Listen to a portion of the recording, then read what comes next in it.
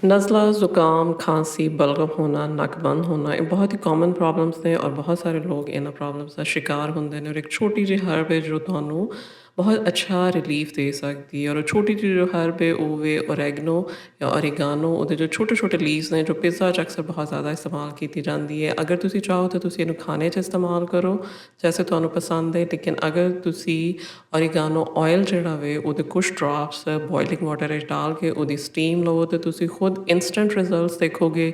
ਜੋ ਨੱਕ ਬੰਦ ਨੇ ਉਹ ਖੁੱਲ੍ਹ ਜਾਂਦੇ ਨੇ ਔਰ ਜੋ ਸਾਂਸ ਦੀ ਜੋ ਨਾਲੀ ਹੁੰਦੀ ਹੈ, ਫੇਫੜੇ ਜਿਹੜੇ ਨੇ ਉਹ ਬਹੁਤ ਕਲੀਅਰ ਹੋ ਜਾਂਦੇ ਨੇ। ਈਵਨ ਜੋ ਬੈਕਟੀਰੀਆ ਜਾਂ ਜਰਮਸ ਵਗੈਰਾ ਹੁੰਦੇ ਨੇ ਉਹਨਾਂ 'ਚੋਂ ਵੀ ਉਹਨਾਂ ਨੂੰ ਵੀ ਕਲੀਅਰ ਕਰਨ ਵਿੱਚ ਬਹੁਤ ਜ਼ਿਆਦਾ ਇਫੈਕਟਿਵ ਹੈ।